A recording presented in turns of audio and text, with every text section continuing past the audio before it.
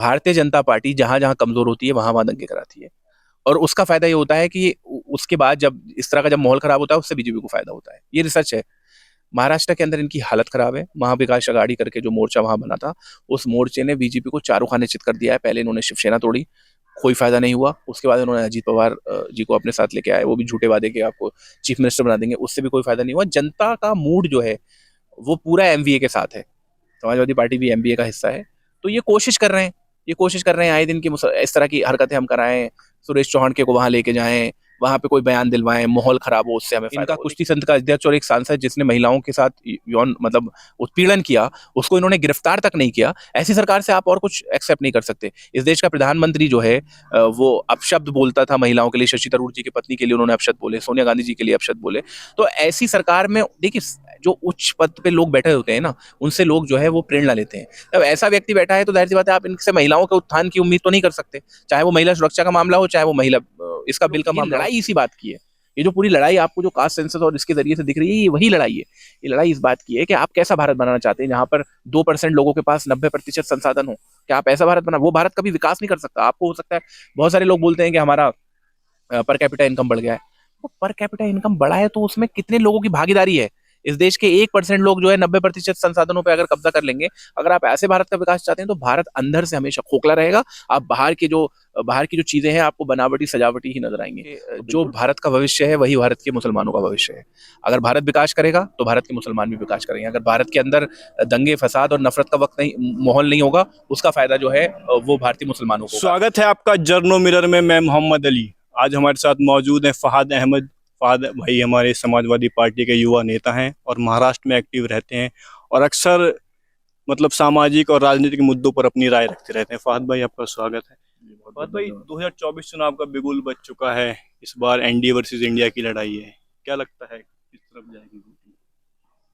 नहीं, मुझे लगता है कि कहीं ना कहीं मैं तो इस बात की अपेक्षा कर रहा हूँ कि वो तमाम लोग जिन्होंने इस देश के तमाम संस्थाओं का मजाक बना रखा है, जिन्होंने इस समाज के अंदर जितने भी फॉल्ट लाइंस थी उनको इस तरह से उजागर किया है कि आज समाज में कोई भी वर्ग जो है खुशी से नहीं रह पा रहा है। तो मैं पूरी उम्मीद करता हूँ कि आने वाले वक्त में हम खुद समाजवादी पार्टी के हैं, तो हम समाज इंडिया अलायंस का हिस्सा भी हैं, और आने वाले वक्त में जनता ऐसे तमाम लोगों को हराएगी जिन्होंने इस देश को बर्बादी के कगार पे लाया। और इंडिया अलायंस जो बिल्कुल साफ साफ बोल रहा है कि जनता के मुद्दों को प्राथमिकता देकर पूरी लड़ाई लड़ेगी, और मैं उम्मीद करता हूँ कि इंडिया अलायंस जो है आने वाले वक्त में। लेकिन प्रधानमंत्री मोदी तो लाल किले से ऐलान करते हैं कि अगली बार भी झंडा मैं ही फहराऊंगा। उनके पास तो कॉन्फिडेंस है पूरा। प्रधानमंत्री ने तो ये भी ऐलान किया था 2 करोड़ नौकरियां दूंगा। प्रधानमंत्री ने ये भी ऐलान किया था कि 100 स्मार्ट सिटी बनाऊंगा। प्रधानमंत्री ने ये भी ऐलान किया था कि 1 साल में एक सांसद एक गांव को गोद लेगा और उसको फिर बड़ा शानदार तरीके से उस गांव को जो है गांव का जो है मॉडल बनाएगा। तो प्रधानमंत्री तो इस तरह के बहुत ऐलान करते हैं और उसके बाद वो कह देते हैं कि जुमला है। और ये इतना आत्मविश्वास जिस तरह से प्रधानमंत्री दिखा रहे थे, ये इस बात को दिखा रहा है कि वो लोकतंत्र पे भरोसा नहीं करते। आज तक के इतिहास में कौन सा प्रधानमंत्री लाल किले पे खड़े होके अपने मतलब जो देश को जो संबोधन कर रहे होते हैं उसने इस तरह से बोला होगा। तो ये बहुत घमंडी लोग हैं और इनका बड़ा पुराना इतिहास है, और ऐसे तमाम घमंडियों को जनता ने हमेशा जो है सबक सिखाया। और मैं अभी रिसेंटली आपको बता दूं, 2004 के अंदर इंडिया शाइनिंग का नारा दिया था, और पूरे देश में मीडिया के जरिए ऐसा माहौल बनाने की कोशिश अटल बिहारी वाजपेयी जी ने की थी कि वो दोबारा सत्ता में आ रहे हैं, और लोगों को भी लगता था। लेकिन इनको समझना चाहिए कि जनता बहुत समझदार है, और ये जरूर अपने पैसे की ताकत का इस्तेमाल करके और लोगों को डरा के ये इन्होंने मीडिया पे कब्जा कर लिया है। तो ऐसा हर जगह माहौल लगता है कि नहीं नहीं बीजेपी आएगी, बीजेपी कुछ नहीं आएगी। और इन्होंने खासतौर से वो लोग भी, मुझे कभी कभी अफसोस होता है कि आरएसएस एक ऐसा जाल बुनती है वो इस बात में कि वो अपना नैरेटिव लोगों के मुंह से कहलवाते हैं जो उनके विरोध में भी होते हैं। कभी कभी हम लोग जो है ऐसे लोगों से भी मिलते हैं जो इन इन सरकार की नीतियों का विरोध करें, लेकिन उनको भी लगता है कि मोदी आ रहा है या फिर बीजेपी आएगी। लेकिन ये सच्चाई नहीं है, क्योंकि इन्होंने कब्जा कर लिया जितने भी मतलब आप देखो फेसबुक अगर आप खोलें, फेसबुक को इन्होंने पिछले दिनों में रिपोर्ट्स आई थी कि किस तरह से फेसबुक के एल्गोरिदम पे इन लोगों का पूरा कब्जा है। ट्विटर के तो मालिक एलन मस्क ने कह दिया है कि हमें सरकारों क्योंकि हमें हिंदुस्तान में काम करना है या जिस देश में काम करना है तो उसकी सरकार से हम लोग जो है विरोध नहीं ले सकते। तो इन्होंने जरूर इन तमाम चीजों पे कब्जा किया है, लेकिन जनता आने वाले वक्त में बहुत मुंह तोड़ जवाब देगी और जनता वेट कर रही है ऐसे चुनाव में। क्योंकि अभी क्या है कि कोई भी बोलेगा उसके यहाँ ईडी पहुंच जाती है, इनकम टैक्स पहुंच जाती है। लोग कारोबार करने वाले लोग हैं, लोग नौकरियां करने वाले लोग हैं, लोग खुल के इस बात को शायद उतनी ताकत से अभी ना बोल रहे हों।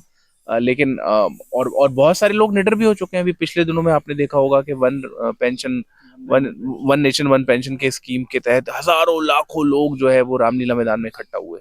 किसी मीडिया चैनल ने आपको दिखाया? तो वो चीजें जिससे ये लगे कि सरकार जा रही है, वो चीजें सूचना के माध्यम से दिखाई नहीं जाती। ये बहुत ही अफसोस की बात है। तो ये हार रहे हैं और नरेंद्र मोदी का जो है वो घमंड चूर होगा और ये लोग जो है वापस अपने जो भी ये काम करते थे प्रचारक बनकर अपना झोला उठा के जाने का इनका वक्त आ गया है।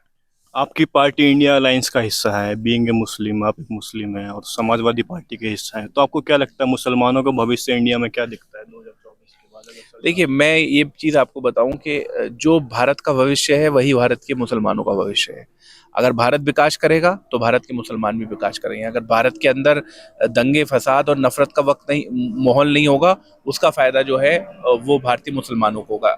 हम मुझे ऐसा लगता है कि हाँ, ये बात सही है कि मुसलमानों के कुछ ऐसे मुद्दे हैं जिन पे प्राथमिकता देने की किसी भी सरकार को जरूरी है। और मैं एक चीज और आपको बताऊं, इस आजाद भारत के अंदर जो सबसे बड़ा झूठ बोला गया वो बोला गया मुस्लिम अपीसमेंट का। लोग कहते थे कि मुसलमानों को अपीस किया जा रहा है। अगर मुसलमानों को अपीस किया जा रहा होता तो वो नौकरियों में उनकी प्रतिशत इतनी कम होती। अगर उनको अपीस किया जा रहा होता तो उनकी आर्थिक स्थिति इतनी बदतर होती।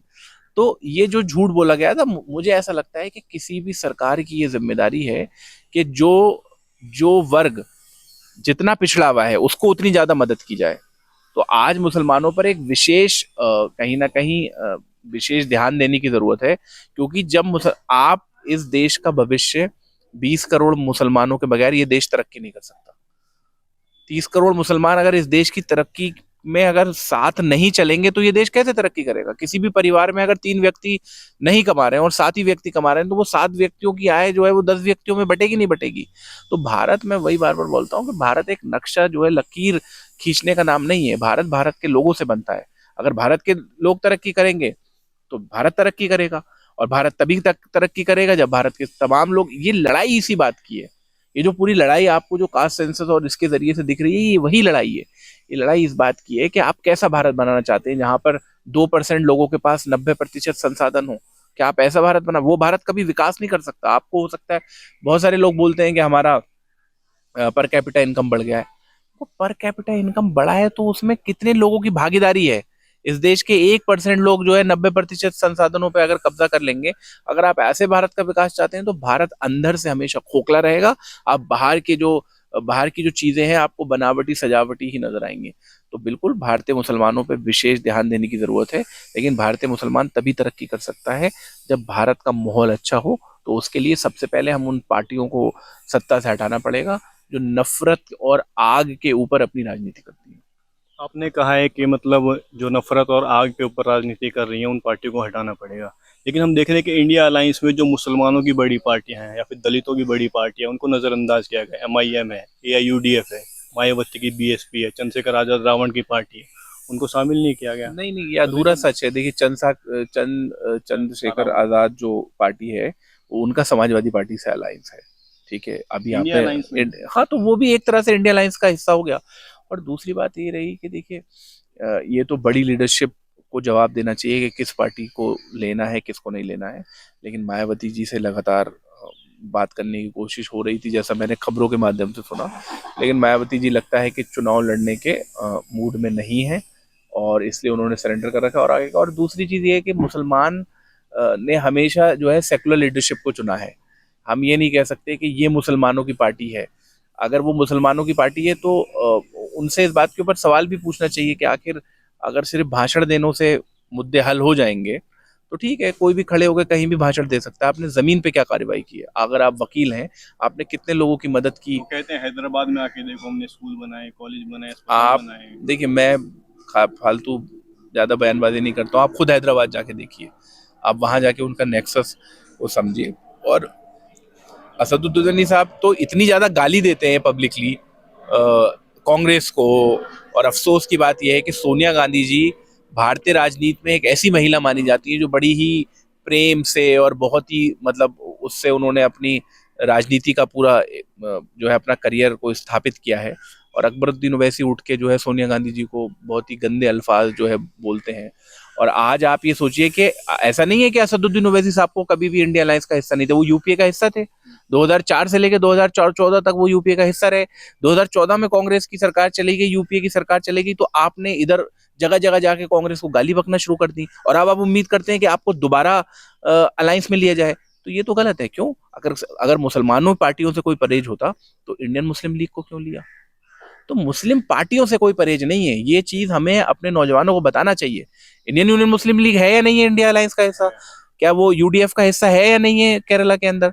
अब असदुद्दीन ओवैसी साहब पूरे देश में जाके गाली भी बकेंगे, उनका छोटा भाई सोनिया जी के लिए अपशब्द भी कहेगा, और फिर आप ये उम्मीद रखेंगे कि कहीं ना कहीं कि आप हमें अलायंस का हिस्सा लें और आपको सर पे चलाएगा। तो राजनीति ऐसे तो नहीं होती ना। राजनीति बहुत ही सभ्यता का, आज जरूर इन्होंने भारतीय जनता पार्टी ने देश की राजनीति को गंदा कर दिया, लेकिन राजनीति जो बड़े ओहदे पे जो व्यक्ति बैठते हैं उसमें बड़ी सरलता और बहुत ही इस तरह की बयानबाजियों से उन लोगों को बचना चाहिए जिस तरह की बयानबाजियां जो है ये लोग करते हैं।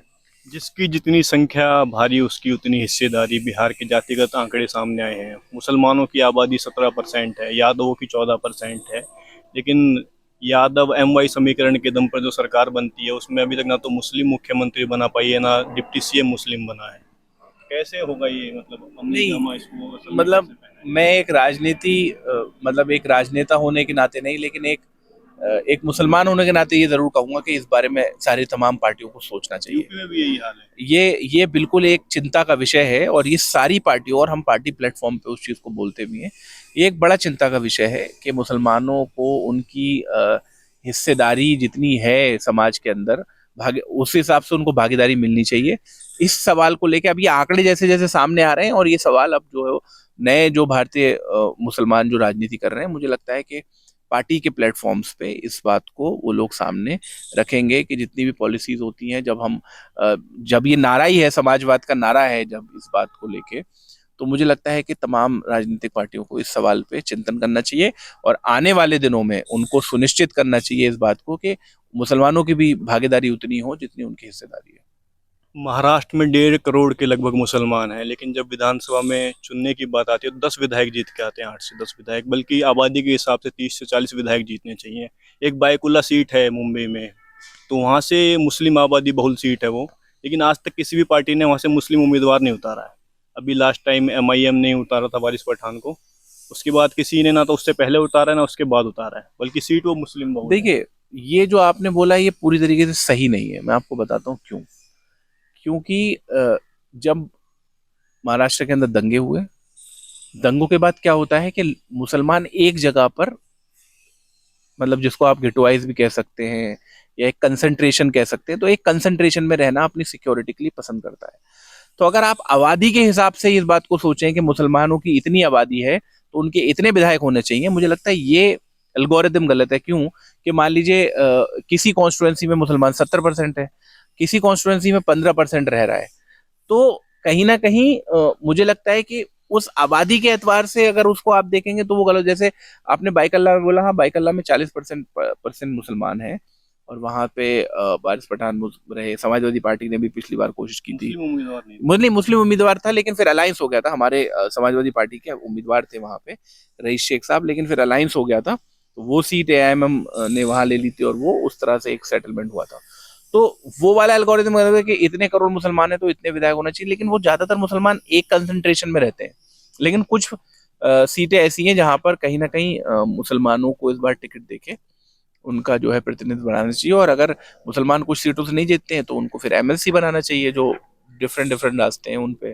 कुर्ला और धारावाई 2 सीट हैं महाराष्ट्र के अंदर जो मुस्लिम बहुल हैं, लेकिन उनको परिसीमन के नाम पर SC ST का रिजर्व कर दिया गया दलितों के लिए। हाँ, ये एक रिसर्च पेपर मैंने भी पढ़ा था, तो बड़ा ही सरप्राइजिंग रिसर्च पेपर था कि बहुत सारी ऐसी सीटें हैं जो मुस्लिम, चाहे वो उत्तर प्रदेश की नगीना हो लोकसभा की सीट हो, ठीक है, चाहे वो धारावी सीट हो, चाहे वो कुर्ला की सीट हो। तो मुझे लगता है कि जो परिसमन की जो कमेटीज बनती हैं, डिलिमिटेशन के कमीशन बनते हैं, क्योंकि मुसलमानों का रिप्रेजेंटेशन ऑलरेडी कम है, तो उनको इस बात का मुझे लगता है कि हमारे देश के अंदर जो लोग रिसर्च कर रहे हैं, जो दानिश्वर लोग हैं, उनको भी हमेशा कमीशंस के सामने हमें जाके इस बात की पुरजोर मजम्मत करनी चाहिए कि एक तो ऑलरेडी मुसलमानों का रिप्रेजेंटेशन कम है, अगर आप ऐसी बहुल सीटों को जो है रिजर्व कर दोगे, तो मुझे लगता है कि इससे एक बहुत बड़ा नुकसान होगा रिप्रेजेंटेशन का मुसलमानों के बीच में। तो इससे कहीं ना कहीं हमें बचना चाहिए। आप उत्तर प्रदेश से आते हैं, उत्तर प्रदेश का आपने अभी नगीना का नाम लिया। नवीना नगीना के अलावा एक बहराइच सीट भी है जो रिजर्व है। इसके अलावा जो दलित बहुल सीट हैं, जैसे अमेठी हुई, रायबरेली हुई, वहाँ पे दलित बहुल है, 25 से 20% के करीब दलित है, लेकिन वो सीट रिजर्व है, अनरिजर्व है। और मुस्लिम बहुल सीट रिजर्व है। हाँ, ये असल में कहीं ना कहीं इस बात को दर्शाता है कि किस तरह से पूरा ब्यूरोक्रेसी में मुसलमानों के खिलाफ नफरत जो है वो भरी हुई है, और उसमें हर वो कोशिश की जाती है। मुझे याद है 2009 के डिलिमिटेशन में कॉन्स्टिट्यूएंसीज को इस तरह से काटा गया था कि अगर किसी सीट के अंदर, मान लीजिए बरेली में बरेली में एक सीट है बहेड़ी, जहाँ से मैं आता हूँ, बहेड़ी विधानसभा। तो वो पहले बरेली लोकसभा में आती थी, और वहाँ पे मुसलमानों का अच्छा खासा कॉन्सेंट्रेशन था, लेकिन उसको बरेली से काट के उसको पीलीभीत में डाल दिया गया, जबकि बहेड़ी का कोई लेना देना नहीं है पीलीभीत से। ना तो बहुत ज्यादा कारोबार के एतबार से पीलीभीत जाना होता है, सब कुछ बरेली है, कारोबार शॉपिंग से लेके डिस्ट्रिक्ट बरेली है। तो उनको इस तरह से काटा जाता है कि एक किसी पर्टिकुलर सीट पे मुस्लिम कंसंट्रेशन जो है वो कम हो जाए। तो ये सारी चीजों से मुझे लगता है पॉलिसी लेवल पे बड़े नेताओं को सोचना चाहिए, और विद इन पार्टी प्लेटफॉर्म्स और आउटसाइड द पार्टी प्लेटफॉर्म्स भी ऐसे इस चीज को लेके बिल्कुल, और आने वाले दिनों में इस चीज को लेके आवाज उठाई जाएगी। अब क्योंकि आप देखें कि अब का मुस्लिम नौजवान जो है वो बहुत, उसके अंदर चेतना है, वो इन सारी चीजों को समझता है। पहले की जो मुस्लिम पॉलिटिक्स थी वो बहुत ज्यादा मुझे लगता है कि बहुत सारे ऐसे मुद्दों पे थी जो आम लोगों के मुद्दे थे भी नहीं। अब जो रोजमर्रा की जिंदगी के सवाल हैं, जो रोजमर्रा के जो है मुद्दे हैं, अब आज का भारतीय मुसलमान नौजवान उन मुद्दों पर राजनीति करना चाहता है। ये तमाम चीजें अब आई हैं, जब आने वाले वक्त में जब भी डिलिमिटेशन कमीशन आएगा, इसको लेके मजबूती से हम सब लोग जो है आवाज उठाएंगे। महिलाओं के ऊपर अत्याचार में बढ़ोतरी हुई है। हमने देखा है कि 2014 के बाद से मणिपुर में हमने देखा महिलाओं को नंगा घुमाया गया, उज्जैन में हमने देखा एक बच्चे के साथ बलात्कार किया, उसको नंगा छोड़ दिया गया। इस प्रकार की घटनाएं बढ़ती जा रही हैं। किस तरह से मतलब लगाम लगेगा? नहीं, इसमें सबसे बड़ी बात यह है ना कि इसमें ये जो कल्चर है महिलाओं के ऊपर अत्याचार का, ये पूरा कल्चर, अब अच्छी चीज ये है कि ये सामने आ रहा है। पहले चीजें, घटनाएं हो जाती थी और सामने नहीं आता था, अब कम से कम चीजें रिपोर्ट हो रही हैं। लेकिन मुझे ये लगता है कि ये हमारे समाज को ये सोचना चाहिए। आप अगर ये बात कहते हैं कि हम बेहतर समाज बनाएं, बेहतर देश बनाएं, तो आधी जो शक्ति है वो तो महिला शक्ति है ना। अगर 100 लोग हैं तो उसमें 50 महिला भी हैं, ठीक। तो उस तरह से आप विकास नहीं कर सकते, आपका समाज तरक्की नहीं कर सकता। और डॉक्टर अंबेडकर ने भी कहा था कि किसी समाज की तरक्की को आपको नापना हो तो उसमें ये देखो उन्होंने महिलाओं ने कितनी तरक्की की है। तो ये बड़ी शर्मनाक घटनाएं हैं, और हमारे समाज को कहीं ना कहीं इस बात की कोशिश करनी चाहिए कि हम ऐसा माहौल बनाएं जिसमें हमारी महिलाओं को जो है सम्मान मिले, वो सुरक्षित महसूस करें, और वो उस तमाम कार्यों में हिस्सा ले सकें बढ़ चढ़ के, जो कार्य उस समाज और देश के लिए बेहतरी के लिए है। हाल ही में संसद में महिला आरक्षण बिल पास हुआ। हमने देखा कि उसमें ना तो ओबीसी महिलाओं के लिए कोई कोटा है, ना मुस्लिम महिलाओं के लिए, दलित महिलाओं या फिर SC ST महिलाओं के लिए भी कोटे में कोटा डाला गया है। तो इससे तो प्रतिनिधित्व नहीं मिल नहीं, पाएगा। वो मजाक है ना। और क्या आप एक्सपेक्ट कर सकते हैं, जब एक इनका कुश्ती संघ का अध्यक्ष और एक सांसद जिसने महिलाओं के साथ यौन मतलब उत्पीड़न किया, उसको इन्होंने गिरफ्तार तक नहीं किया, ऐसी सरकार से आप और कुछ एक्सेप्ट नहीं कर सकते। इस देश का प्रधानमंत्री जो है वो अपशब्द बोलता था महिलाओं के लिए, शशि थरूर जी की पत्नी के लिए उन्होंने अपशब्द बोले, सोनिया गांधी जी के लिए अपशब्द बोले। तो ऐसी सरकार में देखिए, जो उच्च पद पे लोग बैठे होते हैं ना, उनसे लोग जो है वो प्रेरणा लेते हैं। जब ऐसा व्यक्ति बैठा है तो जाहिर सी बात है आप इनसे महिलाओं के उत्थान की उम्मीद तो नहीं कर सकते, चाहे वो महिला सुरक्षा का मामला हो, चाहे वो महिला इसका बिल का मामला हो। आपने कोटा आपको करना चाहिए ना। आपको इस तरह से, अगर आपको कहना है कि आपको पहले तो 50% करना चाहिए। और दूसरी बात, आप देखिए, सबसे मेजर सवाल था कि महिलाओं को रिजर्वेशन की जरूरत क्यों पड़ी, क्योंकि महिलाओं का रिप्रेजेंटेशन नहीं है। अगर आपको महिलाओं का रिप्रेजेंटेशन देना है तो आपको इंटरसेक्शनैलिटी भी देखना चाहिए ना। आप ये बताइए कितनी मुस्लिम महिला सांसद हैं अभी, कितनी ओबीसी महिला सांसद हैं, कितनी एससी एसटी। तो आपको सारी महिलाओं के लिए करना चाहिए था, ताकि सारे वर्ग की महिलाएं जो है आके संसद में बैठ सकें और अपने मुद्दों को जो है रख सकें। इनका तो डबल ट्रिपल मार्जिनलाइजेशन होता है ना, एक महिला होने के नाते होता है, फिर एक मुस्लिम महिला होने का जो है अलग मार्जिनलाइजेशन है। आपने देखा होगा कर्नाटक के अंदर क्या हुआ, कर्नाटक के अंदर किस तरह से बच्चियों को जो है वो तंग किया गया पूरे उस मुद्दे को लेके। तो मुझे लगता है कि उम्मीद तो है, राहुल गांधी जी ने इस बात को बोला था और आगे इस बात को उठाया जाएगा कि किस तरह से, क्योंकि ओबीसी मुस्लिम का भी एक बहुत बड़ा तबका ओबीसी होता है। ठीक है, आपने अभी देखा होगा बिहार की जनगणना में। तो मुझे लगता है कि अगर आप ओबीसी कोटा भी दे रहे हो, अगर आपको क्योंकि ये तो बोल के निकल जाते हैं कि धर्म के नाम पे हम नहीं दे सकते, तो आप विद इन ओबीसी कम से कम इतनी मुस्लिम महिलाओं को टिकट दें कि वो अपनी बात को जो है संसद के अंदर उठा सकें। जैसे जैसे चुनाव नज़दीक आते हैं, प्रधानमंत्री फेक न्यूज़ फैलाते हैं, उल्टे सीधे बयान देते हैं। अभी हमने राजस्थान में देखा, उन्होंने मनमोहन सिंह को लेकर एक फेक न्यूज़ फैलाई कि उन्होंने कहा इस देश के संसाधनों पर पहला हक मुसलमान का, बल्कि ऐसा उन्होंने नहीं कहा था। दूसरी बात, वो कहते हैं कि राजस्थान में जब से कांग्रेस की सरकार है, रामनवमी में दंगा हो जाता है, पत्थरबाजी होती है, गणेश चतुर्थी में हो जाता है। मतलब एक हिंदू पोलराइजेशन की वो राजनीति कर रहे हैं। नहीं, इनके पास तो कोई चारा नहीं है ना, इस देश का प्रधानमंत्री बिल्कुल झूठे हैं। उन्होंने जितने चुनाव के अंदर वादे किए वो सबके सब झूठे निकले, बाद में उनके गृह मंत्री ने आके कहा कि वो जुमले थे। और मनमोहन सिंह के बयान को बार बार लौटाया जाता है कि उन्होंने कहा था कि मुसलमानों का संसाधनों पे पहला हक है। उन्होंने ये नहीं कहा था, उन्होंने ये कहा था कि संसाधनों पे उनका पहला हक है जो पिछड़े हैं, जो गरीब हैं, ठीक है, जिनको विकास की मुख्य धारा में नहीं आ पाए हैं। अगर उसमें मुसलमान सबसे पीछे है, तो अगर उसमें ये बात हो भी, पहले तो उन्होंने बोला नहीं था, ये तो गांधी जी कहते थे ना।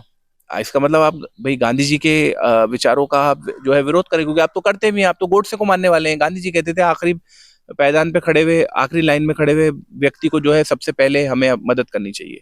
और ये तो प्रकृति का नियम है।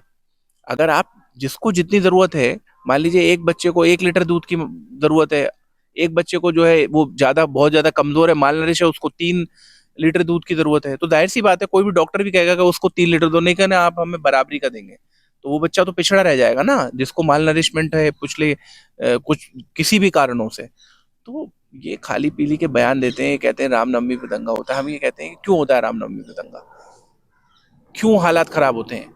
जब आप कुछ लोग जाके मस्जिदों के सामने जाके डीजे गंदे गंदे गाने बजाएंगे, तो कोई भी वहां पे उसको जो है उसका कहीं ना कहीं कुछ लोग आके और भी कुछ बोल देंगे, तो माहौल खराब हो जाता है। ईद पे क्यों कुछ नहीं होता? क्योंकि कोई जाके जो है मंदिर को सामने खड़ा नहीं होता ना। और ये सब लोग नहीं कर रहे होते हैं, ये इन्होंने आरएसएस ने और ये विश्व हिंदू परिषद और ये बजरंग दल, इन्होंने कुछ ऐसे लोगों को ट्रेन किया है कि वो जाके सारे त्योहारों में जो है माहौल खराब करें। तो मुझे लगता है जब सरकारें बदलेंगी, लोग अक्सर ये कहते हैं ना कि सरकार बदले होता है, अभी इनको कॉन्फिडेंस है कि हम ऐसे बहुत सारे दंगाइयों को ये कॉन्फिडेंस है कि हम कुछ भी कर लेंगे, सरकार हमारे साथ में समर्थन में, और हमें गिरफ्तारी नहीं होगी। जब सरकारें बदल जाएंगी, चूहे हैं ये अपने बिल में वापस चले जाएंगे। तो ये राजनीतिक लड़ाई है, और उसको सबसे पहले, और उसकी बाद में जो सामाजिक लड़ाई है वो बाद में शुरू होगी। सबसे पहले राजनीतिक लड़ाई लड़के इन तमाम लोगों को जो है आप महाराष्ट्र से आते हैं, आजकल हम देख रहे हैं महाराष्ट्र को नफरत की फैक्ट्री बनाया जा रहा है। हेट स्पीचेस देना आम बात हो गई है, दंगा, हिंसा, मॉब लिंचिंग, ये आम घटनाएं हर एक हफ्ते में सुनाई दे देता है कि यहाँ पे हेट स्पीच हुई है, मॉब लिंचिंग। देखो, एक रिसर्च हुई थी, उसमें ये कहा गया था कि भारतीय जनता पार्टी जहां जहां कमजोर होती है वहां वहां दंगे कराती है, और उसका फायदा ये होता है कि उसके बाद जब इस तरह का जब माहौल खराब होता है, उससे बीजेपी को फायदा होता है। ये रिसर्च है। महाराष्ट्र के अंदर इनकी हालत खराब है। महाविकास अघाड़ी करके जो मोर्चा वहां बना था, उस मोर्चे ने बीजेपी को चारों खाने चित कर दिया है। पहले इन्होंने शिवसेना तोड़ी, कोई फायदा नहीं हुआ। उसके बाद इन्होंने अजीत पवार जी को अपने साथ लेके आए, वो भी झूठे वादे के आपको चीफ मिनिस्टर बना देंगे, उससे भी कोई फायदा नहीं हुआ। जनता का मूड जो है वो पूरा एमवीए के साथ है। समाजवादी पार्टी भी एमवीए का हिस्सा है।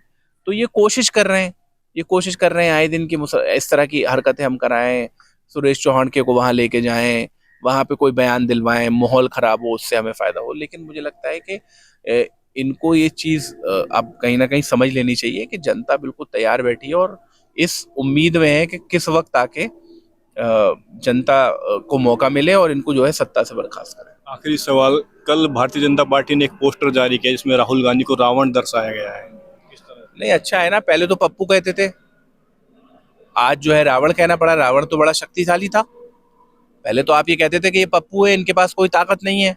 भारत जोड़ो यात्रा का जो है असर ये हुआ है कि आप उनको एक शक्तिशाली व्यक्ति के रूप में जो है पेश कर रहे हैं। लेकिन और वो तो राजनीतिक चीज है कि वो, और असली रावण कौन है ये सब जानते हैं। ठीक है, जो आदमी मोहब्बत की बात करता है, जो आदमी प्रेम की बात करता है, वो कैसे रावण हो सकता है? राहुल गांधी रावण तो नहीं हो सकते। लेकिन ये जरूर, इसने ये चीज जरूर दर्शाया है कि आप पप्पू, आप ये मान रहे हो कि जिसको हमने झूठी तरीके से पप्पू बनाया था, आज वो बहुत शक्तिशाली हो चुका है, तो मजबूरन इनको उसको रावण कहना पड़ रहा है। बहुत बहुत धन्यवाद। तो ये थे फहाद अहमद, जिन्होंने बेबाकी के साथ हमारे तमाम सवालों का जवाब दिया।